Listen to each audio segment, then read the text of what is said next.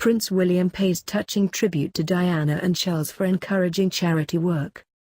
Prince William has paid a personal tribute to his parents for putting charity at the heart of his life.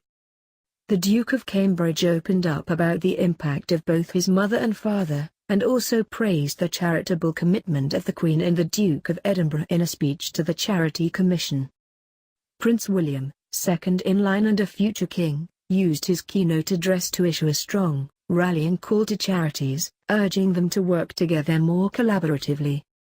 He called on organizations to adopt a big shift by sharing expertise and resources, and focusing less on individual interests. Outlining the royal family's deep dedication to charity work, William said, "My family have not done this because it looks good, they do it because charity is not an optional extra in society. We believe that, above anything else, charities nurture, repair, build and sustain our society. Without the work that charities do, society would be an empty shell." He spoke of how his mother Diana, Princess of Wales, famously took him to homeless shelters as a child and explained to him why people might the matter. But he also said of the Prince of Wales, "From my father, I learned how central charity was to his life, his sense of purpose.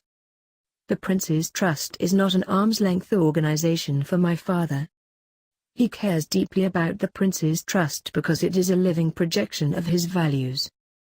As a young child, I recall evening after evening my father's diligence and compassion as he applied himself to answering thousands of letters and reading endless reports in order to stay on top of his ambition to do all he could to help the underprivileged."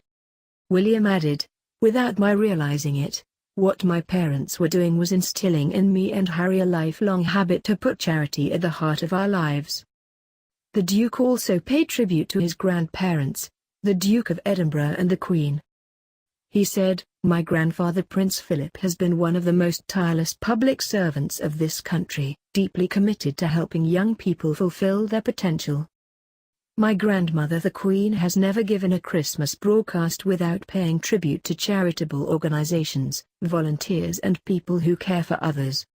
William said the challenges faced by the charitable sector were not dissimilar to those faced by other age-old institutions such as the monarchy, always seeking to ensure relevance and public service.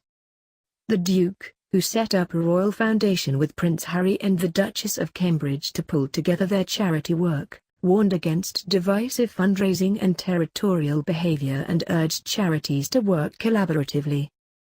"Instead of setting up more individual charities working in the same fields, I wonder if we could do more to explore ways of combining forces, working and innovating together," he said. The Duke added, "Competition for funds between an ever-growing number of charities, and the confusion it can cause among donors, can lead to the siloing of expertise and, at worst, territorial behavior. I know that this message is not always easy to hear. Charities exist because those who work and volunteer for them each believe passionately in its importance. And they are right to do so. But as the challenges of the future begin to bear down on us, I believe that this big shift must begin to happen. The sector must be open to collaborate, to share expertise and resources, to focus less on individual interests and more on the benefits that working together will bring. That, I believe, is where the future lies." William addressed delegates at the Royal Institution in London's Mayfair before meeting charity representatives.